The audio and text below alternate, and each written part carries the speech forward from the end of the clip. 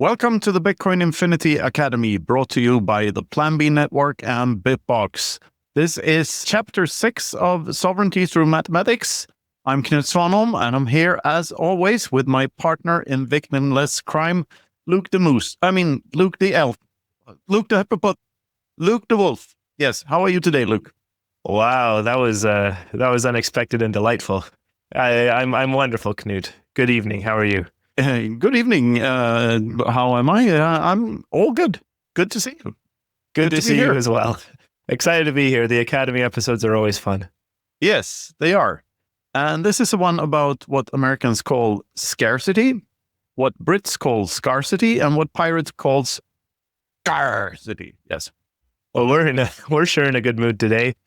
Before we dive in, just a reminder: if you'd like to get involved, join the Academy, get involved in the discussion, and maybe even join the episodes while we're recording them, go to our Geyser page. You'll get all of the info about how to join the Academy. That's geyser.fund/project/infinity. All the info is there. So just take a look. Anything to add, Knut? No, come join us. We have fun here. We have fun here, as you can tell. Okay, I think I'll just dive into the chapter. Scarcity, Chapter 6 of Sovereignty Through Mathematics. What makes a commodity scarce? What is scarcity in the first place? What other properties can be deducted from an object's scarcity? How are scarcity, energy, time, and value connected? Scarcity might seem easy to describe on the surface, but in reality, it's not.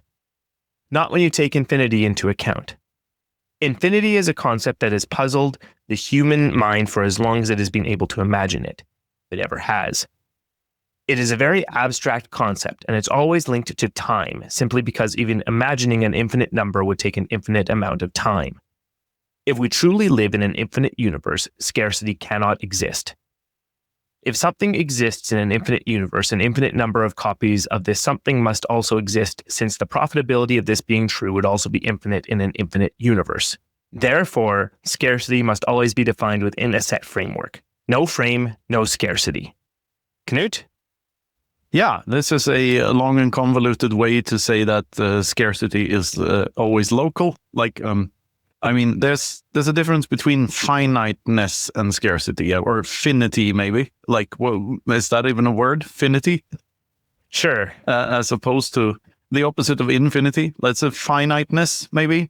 Finiteness, I think, is the real word, yes. Yeah, so I'd say scarcity, this is as I said, this long and convoluted way of saying that scarcity is local.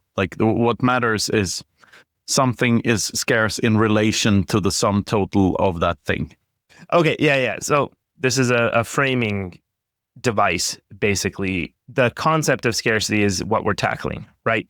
Yeah, so this is also alluding to the age-old fact that there's an ever-increasing amount of fiat, there's an ever-increasing amount of crypto, and there's a limited amount of Bitcoin. It's very different in that sense. You're jumping ahead just a little bit here, but I think a point on this is definitely that I think the idea of something being infinite, or that it can go on and on and on, is also something that we don't really think about. It's kind of the inflation problem, right? We basically have an issue that technically the money supply or money supplies can go on forever. Right? But we don't perceive that, right? The imagining the infinite number would take an infinite amount of time. That specifically, I think, is the point to get across here. We don't intuit that something could go on forever and ever. No, it's literally impossible to wrap your head around. And there's so much written on the concept of infinity, and it's just purely mathematically, it's such an interesting concept. I don't know if the probability of something being true is exactly spot on, but I say in some sense it is. If you have an infinite amount of time to go look for something in an infinite space, and other stuff exists in that space somewhere, that sort of implies that you will find another Earth at some point. But yeah, let's not get into the whole philosophical, mathematical infinity concept. Hotel infinity, what's it called? The Hillebrand's Hotel, right? Where there's an infinite amount of rooms, and if all the rooms are full and there's one more guest, you can still fit them in by just moving everyone into like room 2 instead of room 1 and so on. And if there's an infinite amount of guests, yet another infinite amount of guests, you can fix the problem by moving everyone into even numbers and then put all the new guests into odd numbered rooms. So like there are so many weird things, properties of infinity and different sizes of infinities and stuff like that. But we're not going into that here. It's not the gist of the chapter. Sure. Okay. It's just me being a physics nerd here or something. Yeah. Okay. Well, maybe let's see where this goes after the next paragraph or two. Yeah, sure. Think of it this way. The most expensive artwork ever sold at the time of writing was the Salvator Mundi, painted by Leonardo da Vinci. It's not even a particularly beautiful painting, so why the high price? Because Da Vinci originals are scarce. A poster of the painting isn't expensive at all, but the original will cost you at least 450 million US dollars. All because we agree to frame its scarcity around the notion that it is a Da Vinci original, of which under 20 exist today. Historically, scarcity has always been framed around real-world limits to the supply of a good. Most of the great thinkers of the Austrian School of Economics from the 20th century believed that the value of a monetary good arises from its scarcity, and that scarcity is always connected to the real-world availability of that good. Most of them believed that a gold standard would be the hardest form of money that we would ever see, and the closest thing to an absolutely scarce resource as we would ever know. Okay, so now I think we're into the connection to currency and Bitcoin. Yeah, absolutely. And today I probably would have used the word finiteness instead of scarcity here. But it's still, alluding to this Bitcoin is not gold 2.0 thought. Like Bitcoin is much, much, much more finite than gold. Finding new gold is only a matter of how much money you put into finding new gold. Whereas it doesn't matter how much money you put into trying to find another Bitcoin, you still won't find more than 21 million of them. Yeah, and we get into what that actually means later on in the chapter, so I won't spoil it too early this time. Well, and again, I think here one of the points is definitely about that the limits to the supply of a good. That's the key point here that basically got broken with fiat currency generally. That the ability for a government to print money in the easy way of looking at it, or allow a lower interest rate on loans that just get created out of thin air by the fiat of a central bank. Those are the limits that were taken off of the monetary system, and now we're basically seeing the effects of that. There's a great Rothbard book called What Has Government Done to Our Money, I think is the title, where he explains how all inflation is theft, like that you can't get around that it's theft. Like, as we've discussed before, fiat was born as like receipts for things you had in a vault. So like mostly gold. If you had a certain amount of gold in a vault somewhere, the receipt for the gold was like the first monetary bill. People realized that they could trade the receipts instead of trade the actual gold itself, which is much heavier to carry around and harder, not as divisible and so on. But if you can't get the gold back, you are being stolen from. And there's like no excuses for that, even though modern monetary theory and Keynesian economics makes up all kinds of excuses for why it's okay to inflate the money supply. But it simply isn't. Not if your goal is sound money, like not if your goal is to have a proper form of money. Right. And I think in the next paragraph here, we're going to transition from gold to Bitcoin. So should we just do that? Absolutely. Okay. In the late 90s, the cryptographers that laid the groundwork for what would become Bitcoin reimagined scarcity as anything with an unforgeable costliness. This mindset is key to understanding the connection between scarcity and value. Anything can be viewed as scarce if it's sufficiently hard to produce and hard to fake the production cost of. In other words, easy to verify the validity of. The zeros at the beginning of a hashed Bitcoin block are the proof of work that proves that the created coins in that block were costly to produce. People who promote the idea that the mining algorithm used to produce Bitcoin could be more environmentally friendly or streamlined are either deliberately lying or missing the point. The energy expenditure is the very thing that gives the token its value because it provides proof to the network that enough computing power was sacrificed in order to keep the network sufficiently decentralized and thus resistant to change. Easy to verify is the flip side of the unforgeable costliness coin. The validity of a Bitcoin block is very easy to verify since all you need to do is look at its hash, make sure the block is part of the strongest chain, and that it conforms to all consensus rules. In order to check whether a gold bar is real or not, you probably need to trust a third party. Fiat money often comes with a plethora of water stamps, holograms, and metal stripes. So in a sense, they're hard to forge. What you cannot know about a fiat currency at any given moment, though, is how much of it is in circulation. What you do know about fiat currencies is that they're not scarce. Now we're into the meat of it. Yeah, this unforgeable costliness being the flip side of the easy to verify coin.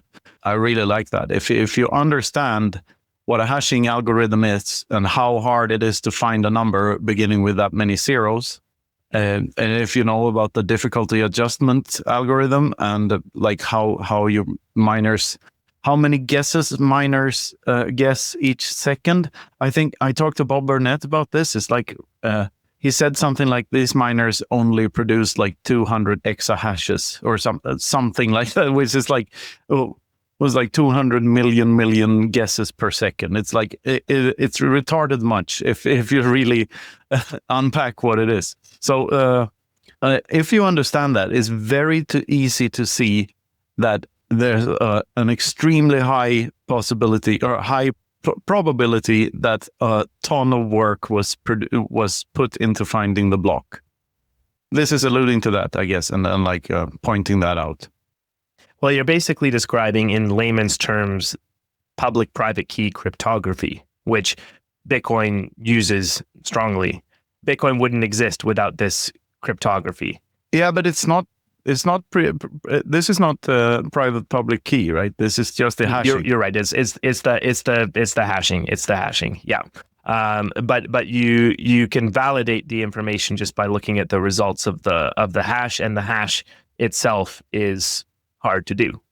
Yeah, and you can unpack the hash and find the block and see what's in it and make sure that it is a proper Bitcoin block. Exactly. They are related concepts though, because you need a private key to be able to sign the messages that go into Bitcoin, but you can use its public key that is derived from the private key as verification. So essentially, yeah.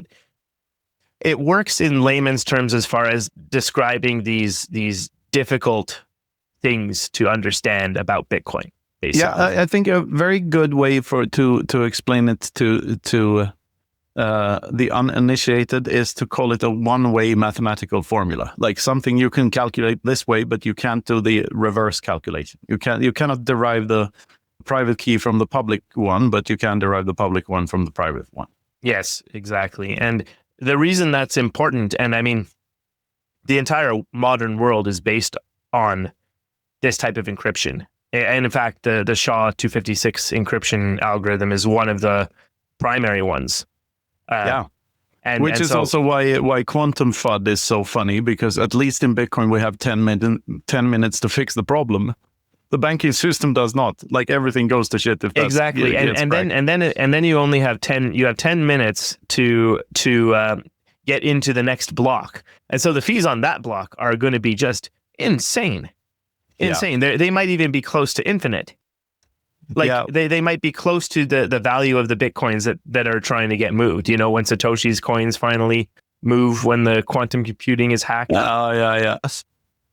Well, we'll worry about that when that day happens. And I don't personally don't believe that's anytime soon. No, I agree with you. It's sort of the same type of scaremongering as AI will be sentient and we will have Skynet starting a war against humanity any day now. Like it's one of those headliney science things where like everyone's a FUD salesman. Have you thought about this? Look, what everyone is selling is FUD. A hardware wallet is FUD. Like a bank account is FUD. Like quantum resistance is FUD. Like everyone who tries to bring you a message of any kind is always selling FUD to a certain extent. Like even if you just someone sells you a comic book, you can see that as FUD as well, because they're like, you are going to be bored. You need to read this comic book, otherwise you will be bored. Like it's still FUD. I don't know where I'm going with that, but I'm just saying that I don't believe quantum computing will be a problem for Bitcoin anytime soon. Definitely, I did not expect you to link Donald Duck comics to quantum computing. Donald Duck comics was in the first article about Bitcoin I ever wrote. It was about what would you, the question of the article was like, what would you rather own?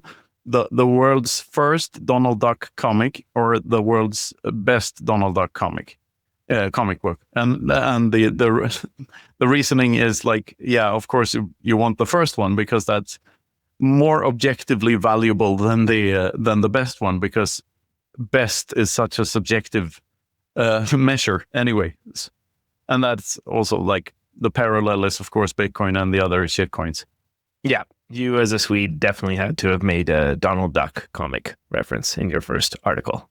Yeah, Donald Duck was big in Sweden, like bigger in Finland, basically. Yeah, still is.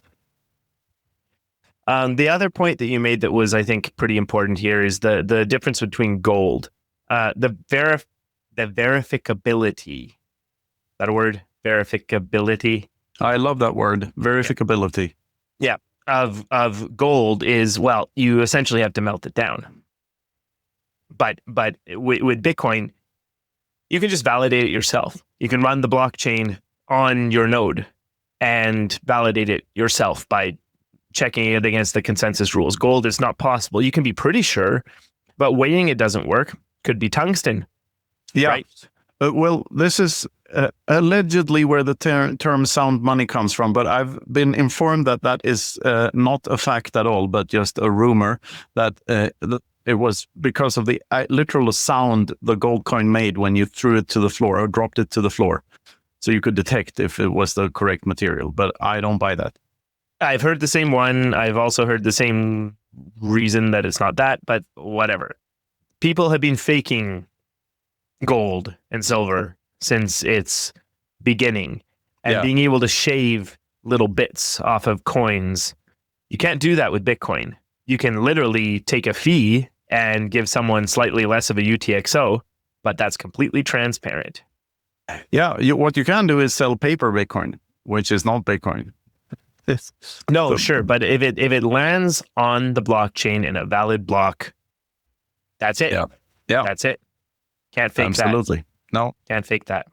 Oh, by the way, did you see the meme about, we talked about the difficulty adjustment algorithm here, and you saw that meme with just two circles, a Venn diagram, and in one is like people who oppose Bitcoin, and the other is people who understand the difficulty adjustment algorithm, and then the intersection is like no one I ever met. And I agree with that totally. I have never encountered a person who can explain the difficulty adjustment algorithm and is also against Bitcoin. Those people don't exist. Yep. Fantastic point. Shall we continue the discussion? Sure. Bitcoin provides us with absolute scarcity for the first time in human history. It is a remarkable breakthrough. Even though you can't make jewelry or anything else out of Bitcoin, its total supply is fixed. After the year 2140, after the last Bitcoin has been mined, the total amount of Bitcoin in circulation can only go down.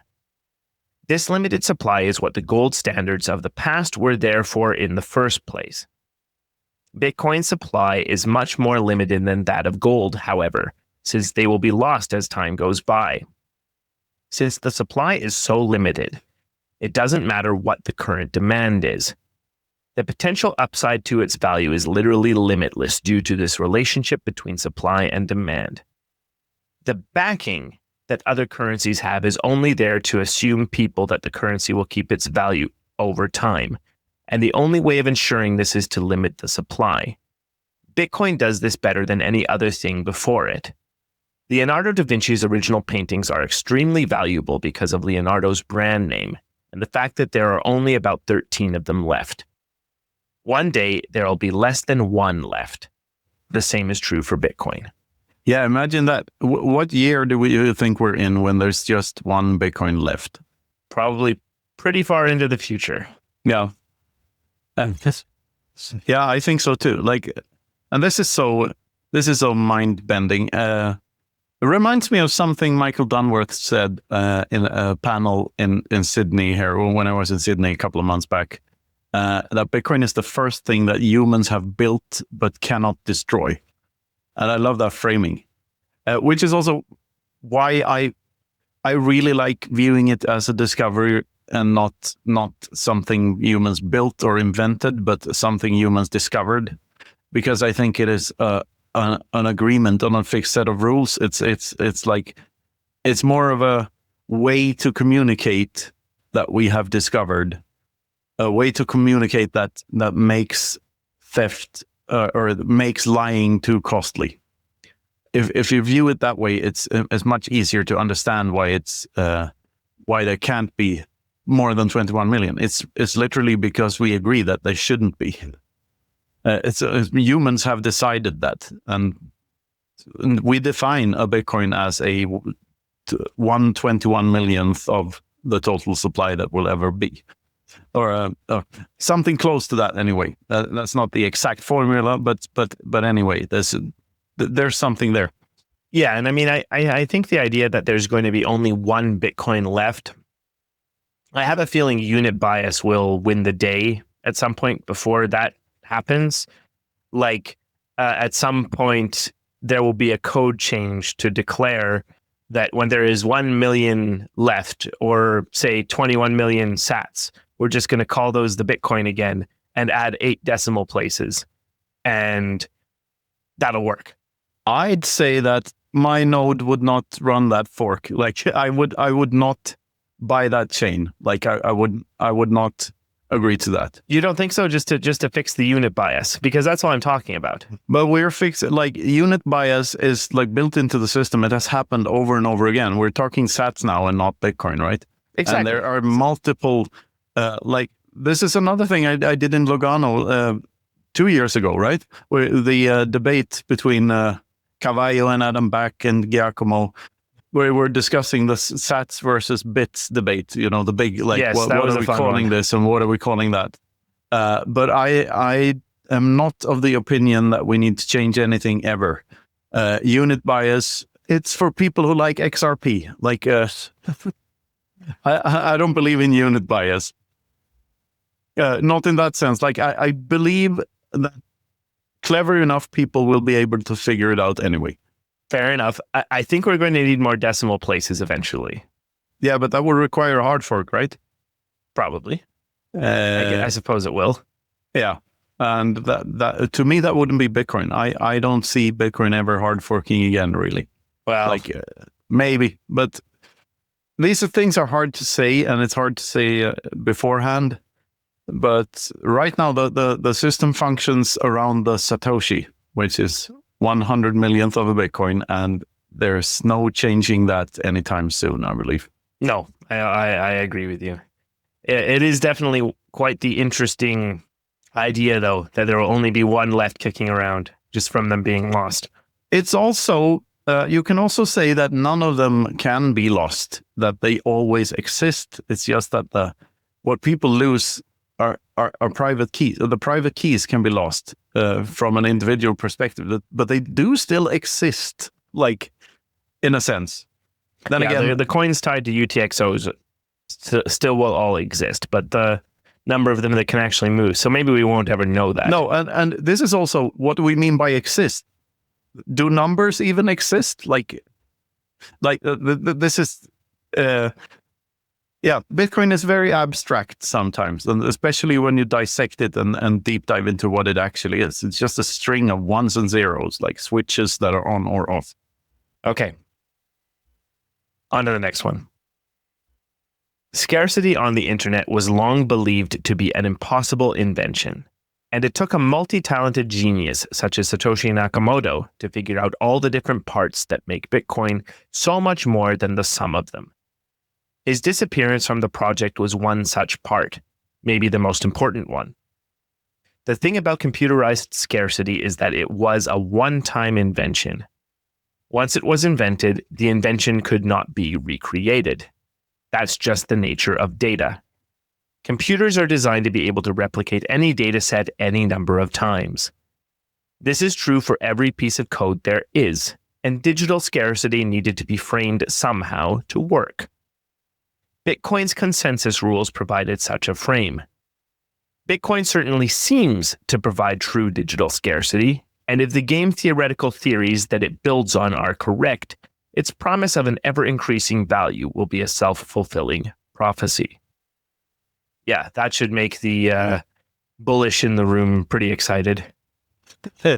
Yeah, and it's also like this is an idea embryo that is refined in the later books, right?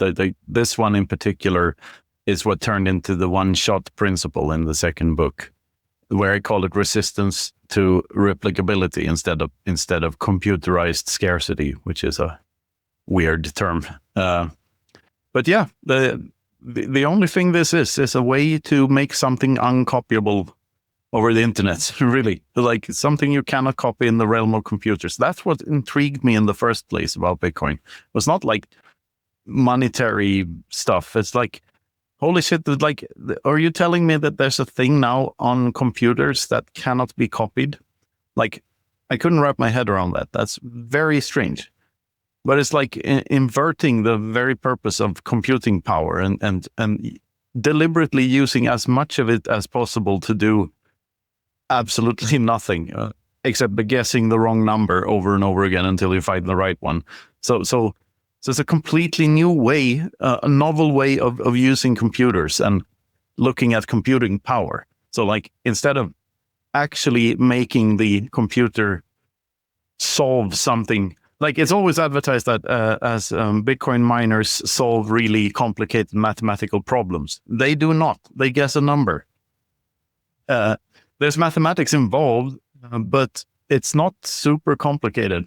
It's somewhat complicated if you're a layman, but at the end of the day, they're guessing a number, and most of those guesses are wrong. So and you can view that as waste, but it's just a different way of using computing power, sacrificing something to create something that is finite and cannot be copied, that is scarce.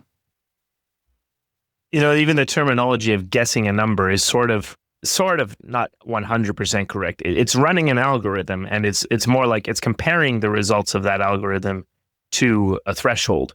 So yeah, the guessing a number is sort of the very last step, I guess, of the algorithm. Is that you take the result and compare it to the current threshold. Yeah. The guessing the number is the number you guess is the nonce, and then when you hash the whole thing, you see if that was the correct number to guess. So that's where there we go. That's fair. In. That's fair. Well, and the thing here, one of the interesting things here is that I remember being in a distributed computing course. I think it was 2011 or 2012, and so it knew about Bitcoin, and it covered the Byzantine generals problem, which is basically the thing that Bitcoin actually solves for, is the Byzantine generals problem. How do parties that cannot directly communicate with each other come to some kind of consensus and it's the proof of work algorithm is basically it.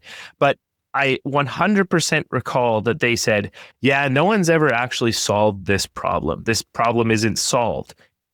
And that's because technically Bitcoin isn't solving it in like a mathematical way. It's solving it in a practical way. So it hasn't proved it according to the mathematicians. But it's doing it.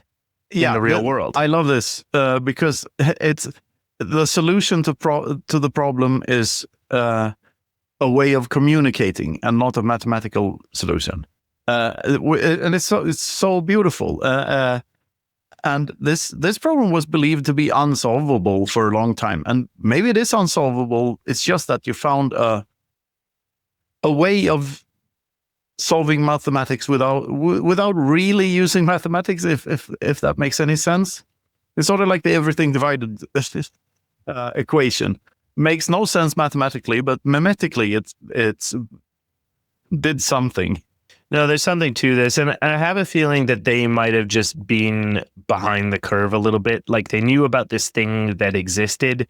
I recall that the final problem in that course was something like make a program that can be run on multiple computers and can communicate with each other somehow, and it was interesting. Like it's a non-trivial thing to do, but I think what they really lost, I'm pretty sure my recollection is correct here. They just didn't believe that the Byzantine generals problem was actually solved. It was practically solved, but not really solved. And I mean, I guess that's a difference between what Bitcoin is in the real world is a lot different from sort of the theoretical, hypothetical stuff. It's very real. It's very practical. Yes, it is. It's like it's clunky because of the way it upgrades and so on and so forth. But I love that quote. I think this is Tomer Strolight, that Bitcoin never needed to be perfect. It only needed to be good enough to last forever. And that's a good way of looking at it, I think. Like, is it working? Yeah, well, then you can use it. Simple as that. Yeah, I think that's the main points I had for this paragraph. Should we move on? Sure. In 2018, the inflation rate of the Venezuelan bolivar was a staggering 80,000%. Hugo Chavez and his successor, Nicolas Maduro, effectively killed the Venezuelan economy with socialism. It has happened before, and sadly, it is likely to happen again. The main problem with socialism is not that people aren't incentivized to work in socialist countries. On the contrary, hungry people under the threat of violence tend to work harder than most. The problem with state-owned production is that there is no free market price mechanism to reflect the true demand for goods, and therefore, no way of knowing how much supply the state should produce. Everything is in constant surplus or shortage, often the latter, as the empty supermarket shelves in Venezuela depressingly attest. Chavez and Maduro attempted to rescue the country's economy by printing more money, which simply does not work. Their true motives for printing money are, of course, questionable, given that it depreciated the value of bolivar bills to less than that of toilet paper. As mentioned in earlier chapters, inflation is the greatest hidden threat to themselves that humans have ever created. Spicy left turn here. Yeah. Left turn in both senses. Yeah, this is one example of a hyperinflating currency. Sadly, there are many more. Turkey comes to mind, as does Argentina. Well, but Argentina recently has the solution. Isn't it the now president of Argentina, Javier Milei, who basically said socialists are parasites who are destroying the planet, something like that? Yes, I forget the exact quote, but it was very, very good. Yes. No, he's an excellent his rhetoric is excellent, and he's like he is very good at talking the talk. In my view, yet to prove if he's going to walk the walk or not. I recommend Hans Hermann Hoppe's review of Milei so far. That was very interesting. And Milei's rebuttal is that Hoppe is a retard. So there's that. Yeah, he said that? Yes. Oh, that's fantastic. Literally. Well, yeah. Yes, it is. Yes. Hoppe is many things. Retard is probably not one of them. But neither is Milei. He's not a retard either. So, and he's definitely better than everything that preceded him in that country. So we'll see how it goes. I have high hopes. Argentina is a beautiful place. So is Venezuela, by the way. And it's It is depressing. By the way, this is one of the reasons I continued to write about Bitcoin was a personal thing with a guy in Venezuela that sent me a DM after one of the first articles, like first 20 articles I wrote, and thanking me for helping him, motivating him to memorize 12 words and get the fuck out of the country, basically. I don't know exactly if that's what he did or if he hid a hardware wallet or something, but he used Bitcoin to save the whatever he had in Venezuela and flee to Colombia. And that just shook my soul. I thought it was a fantastic experience to like, holy shit, my scribblings here from the bedroom can actually affect people's lives on the other side of the world. I was just baffled by that being the case. So that's a side note too. I mean, this whole paragraph is a bit of a side note, but it's good fun. Oh yeah, and well, yeah, we've said before that these earlier books tend to take these side notes a little more liberally, and that's okay. That's okay. And I mean, but this isn't a total side note. I mean, the thing here is that the lack of scarcity in the money supply is the problem. That's entirely what it is in these countries that hyperinflate. Like, the hyperinflation doesn't happen if you are not printing the 100 million bolivar bill. But also, normal, quote unquote, normal inflation is just hyperinflation in slow motion. Sooner or later, it leads to hyperinflation because it has to pick up pace since like interest on interest, like compound interest, makes the snowball effect of the money printing inevitable at some point. And yeah, you saw that during COVID, like a third of all the dollars that have ever existed were printed during COVID.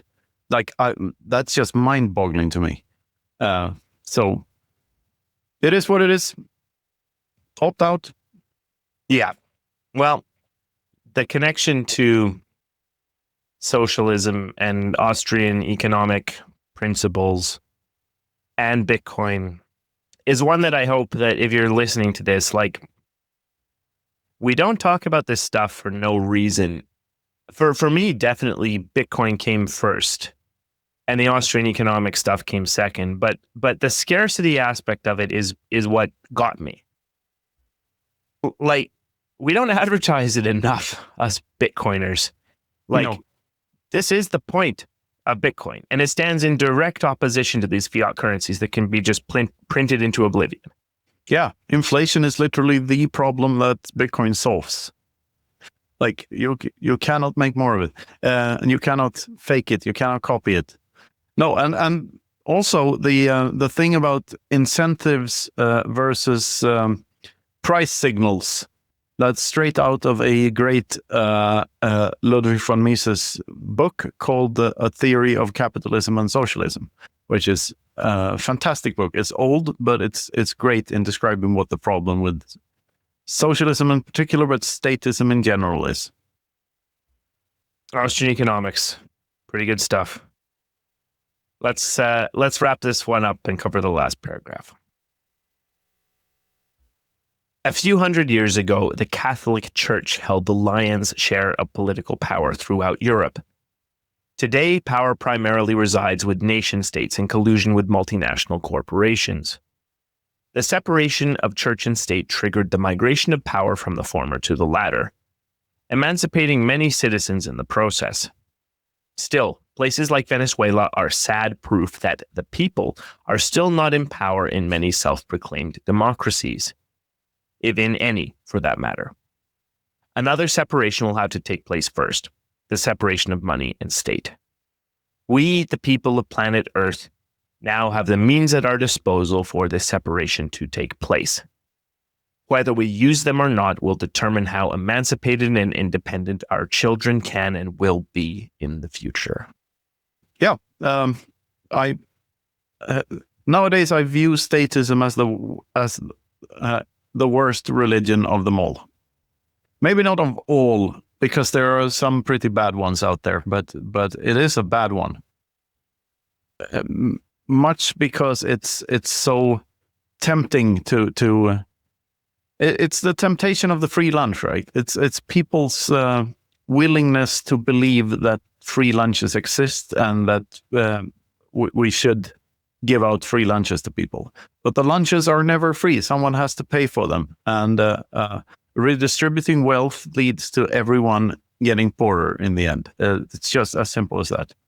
You get what you pay for. So if you promote laziness and not work and incentivize that, and if you disincentivize productivity, what you'll get is not productivity.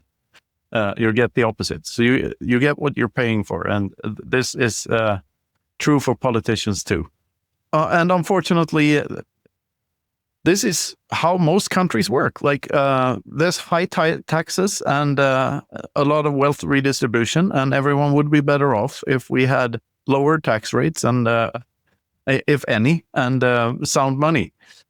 There's also a lot of misguided credit for why things are good, and the democracy is always like hailed as this great cure-all for all societal diseases. And sure, democracies might be less violent from a certain point of view, but from another point of view, they're not, because all taxes are violence. They're threats of violence. There's a threat of violence lurking in the background. If you don't pay your taxes, men with guns will come to your house and take you away. So it depends on how you define violence. So, and as you know, I find this highly fascinating. And more of this in later chapters and latter books. Yeah, I think this is a great point. And I mean, I think the specific thing to emphasize here is the separation of money and state. That's the goal. And I mean, I'm not going to necessarily speculate as to whether we're going to get rid of the concept of the state in our lifetimes. Almost certainly not, honestly, within our lifetimes or even within a couple of generations. But if we separate money from it, at least the ability to take away the base money from the nations and put it back into the hands of the individuals, then we change the game entirely, and states won't have the same power that they currently have. No, maybe they will be something to organize individuals into groups for things that require larger cooperation, especially in an era where nation states are playing war games with each other or literally waging war against each other. But until some anarcho-capitalist utopia, maybe this is the best we can do in our lifetimes. But I don't ever see like a world where there is no monopoly on power in geographical areas at all. That, in other words, where there are no states. I think that is a utopia, and that will never happen. But I also think that the correct thing to do is always to fight for your right to party, as the Beastie Boys said, and to try to, if you can, try to make the state smaller. Regardless of how small it already is, it can always be smaller. That's always the right trajectory. It's always the right vector to fight for. Like, the states can always shrink a little further. And I think it's always a good thing. Because I'm a... what they call us, paranoid crypto-anarchist psychopath or something. Yeah. Paranoid crypto-anarchist. Yeah. Well, come to the Rakamoto in Prague. Yeah. Or, and everywhere else for that matter. If we're still alive after Prague. If we're still alive. Yeah. We might get defenestrated. Oh, yeah. Speaking of, hey, I think this is a good conclusion to the chapter. And, yeah, I mean, the concept of scarcity is really an important one. As I was saying, it's what got me. It's what convinced me. It's like, okay, this is the solution to the problem. I didn't realize that before. And the orange pill was pretty quick. Yep. After that, it was an easy pill, not a suppository. That's good to hear. Maybe it's dissolvable. Dissolvable. Yeah. Yeah. There's a lot of vitamin C in orange pills, I hear. Yes, very much so. Yeah. Anything else to add, Knut?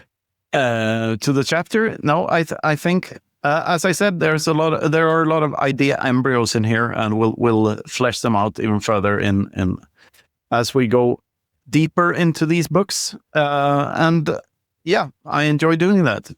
Did we have any questions from the group this week about the chapters? I don't think so. No, I don't think any in the main chat here. But well, this is a good reminder to say, hey, if you want to get involved directly, and if you want to read along and participate, if you have any specific thoughts, let us know.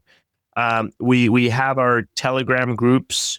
It's plural. It might be a little overly complicated, but we have a basic Bitcoin Infinity group, and then we have a group for every course that we're doing, including this one for Sovereignty Through Mathematics. And then finally, we have a group for our Mithril Adamantium members, which you can get if you join our Mithril Adamantium tier.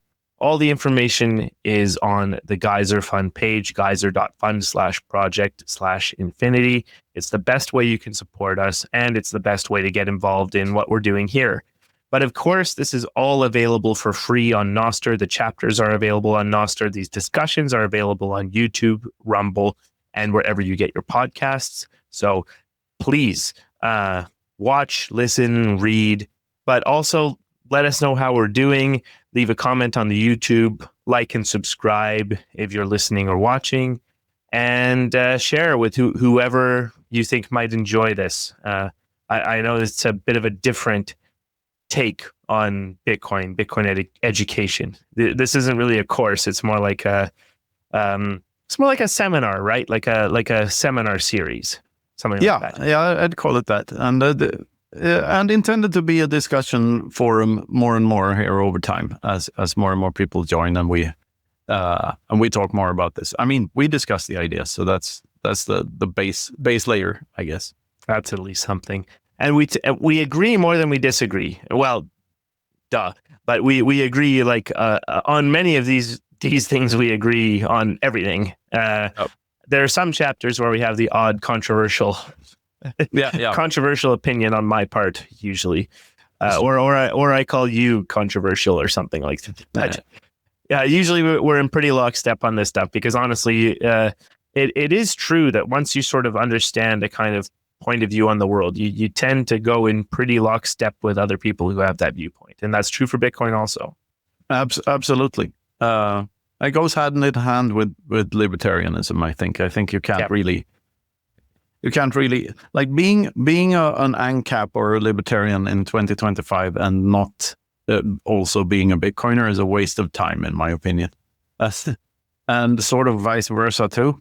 Like, sure, you can use Bitcoin and live in the fiat world still, but you're sort of missing the point if you don't do any deep dive on this. And yeah, I should also mention that my books there's ideas in them, and they're not necessarily like absolute truths or anything like that. I just want to make the reader think for themselves. Like, if I can manage to do that, then I'm happy. So yeah, and I'm very happy that people seem to enjoy them. So and happy to be doing this, which by the way, wouldn't have been possible without the Plan B Network, which is our lead sponsor for this show. The Plan B Network, you can find all sorts of courses on Bitcoin and other topics, adjacent topics as well. Right now, the Plan B Business School or Biz School of 2025 is up and running. Giacomo Zucco is still the lead of that, I guess, the lead teacher. There's a whole bunch of guest star lecturers from different Bitcoiners, including yours truly. I will be going to Lugano in June. On the 13th of June, I'll be doing a Praxeology seminar for the Plan B Network. Giacomo is right now in Japan, I believe. I think I saw pictures of him from Japan there on X. But yeah, go to planb.network and find out more of what you can learn there, and if there's something you can sign up for. I think last year's course also, Plan B School, is free and open source, so that's very good. Yeah, can't say enough good things about Plan B Network, and we're super happy to be, well, part of the network. And we'll also give a shout out to Bitbox, our favorite hardware wallet, and they've been a supporter of ours for a long time. And it's a super easy to use hardware wallet that doesn't compromise on security. Swiss built. We have a very Swiss theme to our partners here, so that's pretty awesome. And go to bitbox.swiss/infinity for all the information about the Bitbox 02. Get the Bitcoin only edition because that's, of course, the only one you need if you listen to our show. Yeah, looks like this. Beautiful little thing. You do this. Magic. And then you plug it in. It's it's good that you showed everyone how to do that. Yes. And of course, you can use code Infinity anywhere you like on the internet, including at Stampseed, for example, where you can get 15% off the Stampseed store with code Infinity. And at plenty of conferences, most of the conferences we're going to, if not all, for example, you're going to Ireland fairly shortly here. And then we're both going to Prague, Calgary for Bitcoin Rodeo, Riga for Baltic Honey Badger, and then, of course, BTC Hell in Helsinki. Come to that one. We're putting together the speaker schedule, so it's going to be interesting. And I mean, I'm super excited to host everyone here in Helsinki. In just a week here, we're launching the physical store, the official pop-up store of BTC Hell, which has turned into a little office. It's pretty awesome to have a physical Bitcoin space here, a dedicated Bitcoin space in my hometown, and honestly, being a part of it is pretty damn awesome. So, looking forward to that little party coming up here, and looking forward to hosting a whole ton of Bitcoiners in Helsinki here in August. So come join us for that. Yeah, it's going to be a spectacular event. I'm looking forward to that week a lot. Likewise, Knut. Likewise. Well, hey, this has been a fun episode. I think a topic that I hope isn't totally foreign to most of our listeners, but an important one. Yeah, couldn't agree more. And the next chapter is called. Let's see what the next chapter is called here. If I can find an index somewhere. Holding on. Holding on. Yeah. So it's about hodling, I guess. Is this a typo in either direction? Holding on and hodling on. Yeah. Maybe we re-edited it and took away the misspelling. I can't remember. I don't remember. Oh, it's probably holding on. Yeah. It was probably holding on, but I think nowadays, I think you would write hodling on. Yeah, probably. Probably. Well, yes, and we talk about GameCube in the chapter. So tune in for that one. Tune in for that one. See you next week. Next time. Yeah. This has been the Bitcoin Infinity Academy. Thank you for listening.